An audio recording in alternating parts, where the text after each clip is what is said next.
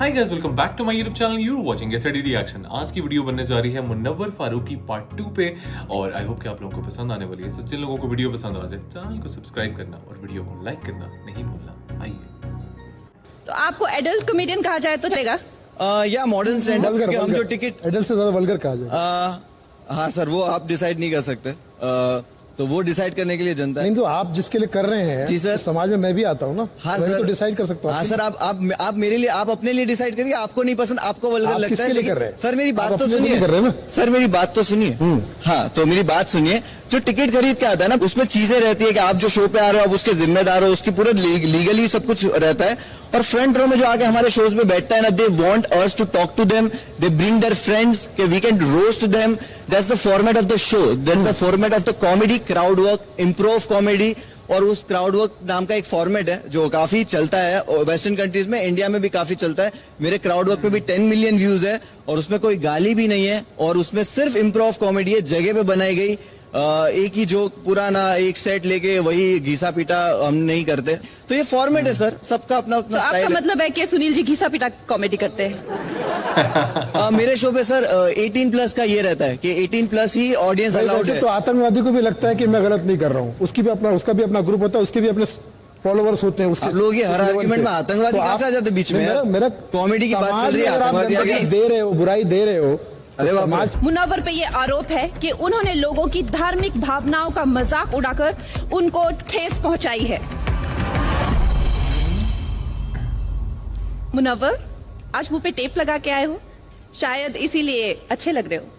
ये टेप पहले ही लगा लेते तो ये दीदी ना देखना पड़ता, आपको लॉकअप में बुलाना ही नहीं पड़ता।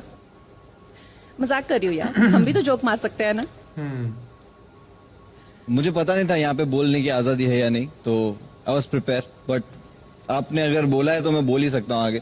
मुनव्वर, वैसे तो आप स्टेज पे बहुत परफॉर्म करते हैं, जी है ना? ये तो आपके लिए एक प्लेग्राउंड ही है, लेकिन ये आज पहली बार लॉकअप के स्टेज में आपको कैसा लग रहा है?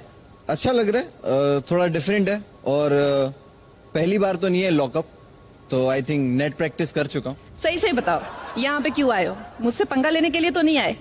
नहीं, आपसे पंगा लेने के लिए तो नहीं आया, बट आया हूँ अपनी बात रखने के लिए, लोगों को एंटरटेन करने के लिए, कि लोग देखते कि इसको कोई देखे ना तो मैं 24/7 दिखूंगा शायद, और आपके होने की वजह से शायद बॉयकॉट भी नहीं होगा। इसकी गारंटी मैं नहीं ले सकती। Let's see. देखो, वैसे तो सबको पता है कि तुम कितने पानी में हो, अच्छा, हाँ, लेकिन फिर भी I am giving you 60 seconds okay. to impress the audience, to say what you want to say. Your time starts. Yes, so my name is Munawwar Farooqi. I'm stand-up comedian. मेरे 120-500 से ज्यादा व्यूज है YouTube पे, almost 2 million subscriber. But लोग मुझे सिर्फ इसी नाम से जानते हैं कि मैं जेल गया था। मैं जेल जाने के बाद जब बाहर आया, चीजें बहुत बदल गई है। लड़कियां पिकअप लाइन भी इस तरह के यूज करती है कि I you bartender because you always behind the bars. और जब ओल्ड बालाजी की बात है तो बालाजी टेलीफिल्म्स के जब शो आते थे, सास भी कभी बहू थी, तो देखो ये कितना डिफरेंट है वहां से, कि जहाँ लोग डेली सोप की बात करते थे अब सोप गिराने वाला शो बना रहे।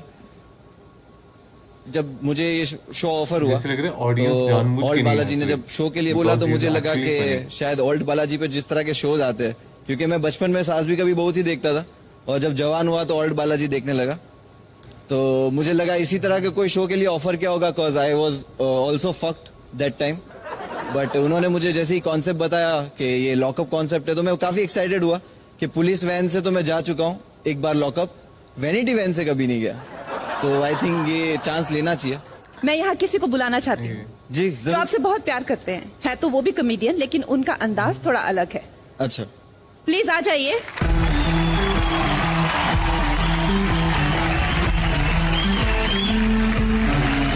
हाय hi hi hello Sunil hi ji. Hi. Hello hello sir, how are you? Sunil ji, आप क्या आप एक दूसरे को जानते हैं? इनको जानता हूँ मैं अच्छी तरह से। अच्छा, अच्छी जी तरह से। मैं भी जानता हूँ। आप भी जानते हैं? जी टीवी था हमारे घर। टीवी पे देखा ना? जी जी, आपका शो टीवी पे देखा। थैंक यू, बहुत बहुत शुक्रिया। तो आप दोनों ही लोगों को हंसाने का काम करते हैं, लेकिन आप दोनों के तरीके बहुत अलग हैं। तो क्या कहना चाहेंगे आप Let's उसके बारे find में? out. जैसे कि हमने अपने गुरु से सीखा है, दिल, दिमाग, आंखें, आवाज, नेचर, नियत और कंटेंट हमेशा साफ सुथरा होना चाहिए। क्योंकि जो ऑडियंस है, ये पब्लिक है, ये सब जानती है, ये पकड़ लेगी आपको, ये जनता हवलदार है, ये हंसते हैं तो हमारे घर बसते हैं। इन्होंने तो बता दिया इन्होंने अपने गुरु से क्या सीखा। आप बताएंगे आपके गुरु ने आपको क्या सिखाया? मैंने सड़कों पे सीखा है, तो कोई गुरु नहीं था। बहुत बहुत शुक्रिया। बट वो लेकिन दिखता है, हाँ पूरा दिखता है। दिखता है, वो तो दिखना भी चाहिए, क्योंकि पूरा 80% हिंदुस्तान सड़कों पे ही है। नहीं 80% तो नहीं है, 80% है। नहीं अभी तो स्वच्छ भारत है। रास्ते पे रहने वालों की बात नहीं कर रहा हूँ, सड़कों से सीखने वालों की बात कर रहा हूँ। एजुकेशन उतना नहीं है ना। तो मैं ये कह रहा था कि अगर साफ सुथरा ही सब कुछ बनने लगा तो शायद alt Balaji, logic, I am sorry, और आपके हिसाब से मुझे लगता है सेंसर बोर्ड का कोई काम ही नहीं है इंडिया में, क्योंकि सबको साफ ही देखना है और साफ ही बनाना है, तो सेंसर बोर्ड हटा देते हैं। देखिए, फ्रीडम ऑफ स्पीच का मतलब ये नहीं होता है कि आप हर तरह से आजाद हो जाओ। फ्रीडम ऑफ स्पीच का मतलब होता है कि आपकी बात से समाज को एक अच्छा संदेश, अच्छा मैसेज जाना चाहिए। अभी जैसे हम लोग अभी शोज करने जाते हैं कई जगह पे, अब वो लोग डरे हुए हैं इन लोगों के कारनामों से। अब डर गए वो लोग, कहते हैं कि भाई सुनील जी, ये बात आप आज के शो में कुछ ऐसा तो नहीं करोगे? मैंने कहा कैसा? बोले वो ऐसा। इतना डरे हुए हैं ये लोग। तो क्या करते हैं, जब ऑडियंस के सामने जाते हैं तो ऑडियंस का भी अपमान करते हैं। ऑडियंस को तू क्या करता है, तू क्या करता है, तेरा क्या है, तेरा क्या है। मैंने कहा ऑडियंस का तो सम्मान करो, वो टिकट खरीद के आई है, लेकिन बाद में पता चला कि सम्मान तो वही करेगा जिसका सम्मान होगा। अब I want to open the stage for media trial now. आप प्लीज इन दोनों से क्वेश्चन पूछ सकते हैं। जी प्लीज। मुनव्वर, आप कुछ ही क्षणों पहले कंगना ये कह रहे थे कि इनके 128 कुछ व्यूज आ गए, मिलियन व्यूज होंगे, लाखों व्यूज होंगे, राइट? मुझे लगता है कि शायद आपको जो व्यूज आए हैं इसलिए नहीं आए क्योंकि आप कॉमेडियन हो और लोगों को हंसाते हो, शायद इसलिए आए हैं क्योंकि आप सेंसेशनलिज्म यानी गालियों का उपयोग करते हैं। आप कभी वो मूवी देखने नहीं जाते जो ए सर्टिफिकेट होती है, जिसमें गाली होती है रिव्यू के लिए? जाते हो या नहीं जाते? जी जाता हूँ। तो आप क्यों जा रहे हो? हम ये सारा कॉन्फ्लिक्ट आज यहीं पे ही खत्म करते हैं। और there are two kind of comedians. एक तो एक कॉमेडियन होते हैं, एक एडल्ट कॉमेडियन होते हैं, सही बात है ना? तो आपको एडल्ट कॉमेडियन कहा जाए तो चलेगा? या मॉडर्न स्टैंड अप, क्योंकि हम जो टिकट एडल्ट से ज्यादा वल्गर कहा जाए।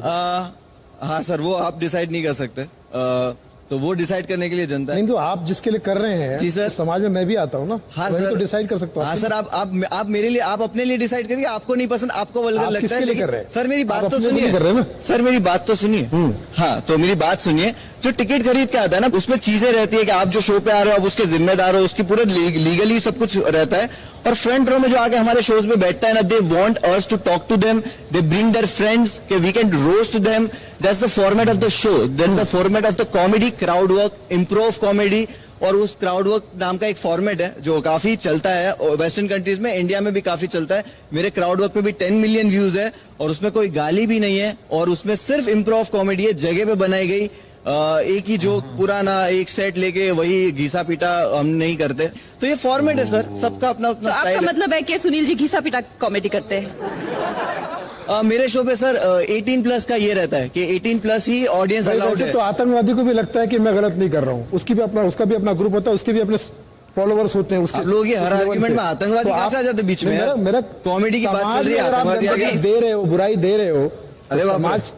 ओके, आई थिंक ये टॉपिक जो है, लाइक आई सेड, यहाँ पे वही होगा, ये मेरी जेल है जो मैं कहूंगी। एंड मैं चाहती हूँ कि भूपेंद्र जी अब एक प्रश्न पूछे। कहा जाता है dog bites man, no news, man bites dog, big news. Suddenly हर आदमी देखने लगता है। मैं आपसे ये जानना चाहता हूं कि जब तक कोई इंसल्टेड नहीं होगा, क्या तब तक कॉमेडी नहीं होती है? क्या आज की डेट में मशहूर कॉमेडी का क्या ये सिस्टम है क्या? 10 साल पहले भी ये सब होता था। 10 साल पहले भी इस तरह के जोक बनते थे। अगर ट्विटर और ओपिनियन उस वक्त उतने स्ट्रांग होते ना, तो ये लोग भी कहीं ना कहीं फंसे होते उस वक्त। अगर उस वक्त भी इन्होंने कुछ ना कुछ तो ऐसा बोला ही होगा जो प्रॉब्लमेटिक हो गया। औरत को मोटी बोल दिया होगा, काली बोल दिया होगा, जो कि तब फनी लगता था, बट अभी आ जाओगे तो लेफ्ट विंग तुम्हारे को भगा देगा। आप अपने आप को कॉमेडी का किंग कहते हैं, तो आपको हक है कि आप कंगना जी के भी खिलाफ बोलें, आपको हक है आप हमारे भी खिलाफ बोलें, लेकिन हम अगर कुछ बोलें कुछ तो आप कहते हैं फ्रीडम ऑफ स्पीच पे असॉल्ट है। ये तो बड़ा विरोधाभास वाली बात है। सर मैंने आज तक ऐसे नहीं कहा कि फ्रीडम ऑफ स्पीच ये है और आप लोग मेरे पे इस तरह के आरोप क्यों लगा रहे हो। मैंने आज तक नहीं बोला है। जिन्होंने मुझ पे केस करा उनका भी नाम मैंने कभी नहीं लिया। तो पहली बात ये कि बिल्कुल एक लॉ है, अगर आपको कुछ ऑफेंड करती है तो इसके लिए लॉ है, आप जाइए कोर्ट में, ये वो। आप किसी को मारने की धमकी मत दीजिए ईमेल पे, आप मेरे को धमकियां मत दीजिए मेल पे, कमेंट में, सेक्शन में, इसमें उसमें। मेरे शोज कैंसिल मत कराइए ऑर्गेनाइजर को कॉल करके कि तेरा सेट हम जला देंगे, तेरा ऑडिटोरियम जला देंगे। उससे प्रॉब्लम है सर, FIR से प्रॉब्लम नहीं है सर। मैं आपके कॉन्वर्सेशन में इतनी बारी कि इतने सारे लाइक्स हैं, इतने सारे ये हैं, आपका मकसद क्या है? कॉमेडी से चेंज करना है कुछ या सिर्फ लाइक्स? नहीं, मुझे कॉमेडी से कुछ चेंज नहीं करना है। कलाकार क्रांति नहीं ला पाया आज तक, हिस्ट्री उठा के देख लो। मुझे सिर्फ लोगों को हंसाना। अरे जी क्या कहा आपने? कलाकार क्रांति कलाकार क्रांति नहीं ला पाया। मैं मेरे दिमाग में अगर यहाँ पे सजाए मौत होती तो शायद इनको दे दी जाती। अरे मैं वही बोल रहा हूँ, क्रांति लाने वाला कलाकार क्रांति ला सकते हैं, कलाकार क्रांति ही लाते हैं। कला का मकसद ही ये होता है, तो आपको चाहे वो क्रांति नारी definition सशक्तिकरण different हो, चाहे वो इक्वल पे हो, चाहे वो फाइट अगेंस्ट नेपोटिज्म हो या इक्वल अपॉर्चुनिटी हो, चाहे वो नेशनलिज्म हो, कलाकारों पे ही ये दायित्व होता है कि वो क्रांति लाएं। Very good. आपका डेफिनेशन अलग है क्रांति का शायद। टोटल में बात यह है कंगना जी, मुझे सिर्फ यही कहना है कि इन्हीं पर क्यों केस होते हैं। 25 साल से हम लोग कर रहे हैं। मैंने मुख्यमंत्री साहब के सामने भी किया, मैंने बच्चन साहब के सामने भी किया, उन्हीं की नकल की, उन्हीं की बातें की, मुझे अप्रिशिएशन मिला, तालियां मिली, इनको जेल क्यों मिल जाती है? अमिताभ बच्चन सर के भक्त नहीं देना इसलिए। बात क्यों नहीं है? आपके मन में कहीं ना कहीं इतना स्वार्थ भरा हुआ है कि बाहर में जाए जनता, अपना काम बनता है। मैं गाली गलौज करके सिर्फ व्यूज ले लूं, तालियां ले लूं, इसका समाज पे क्या असर पड़ रहा है? फिर सफाई में क्या करते हो तुम लोग? और सब तो देखते, कोई नहीं देखता भाई। आपके परिवार को मैं हंसा सकता हूं, मेरे परिवार को तुम हंसा नहीं सकते, और तुम में से किसी की औकात नहीं हंसाने की। तुम लोग बस सर औकात की बात नहीं होती है। औकात तो सर मैं शब्द इस्तेमाल किया। जी आप बड़े हो तो मैं सामने वर्ड यूज नहीं कर सकता। नहीं, तुम्हारे लिए है ही नहीं। जी तो मैं वही जगह मैं उनको ही हंसाना रेफर करता हूँ जो टिकट खरीद के आए, अभी घर जाके नहीं हंसा दो। बहुत बहुत धन्यवाद, आप आए। Thank you so much. Thank you much. Thank you.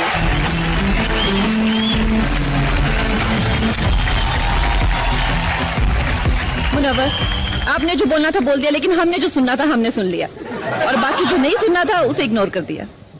और आपको 10 हफ्ते की सजा सुनाई जाती है लॉकअप पे, लेकिन ये सिर्फ सजा नहीं है, ये एक बहुत बड़ा मौका है आपको अपनी बात दुनिया के सामने रखने का, अपना पक्ष रखने का।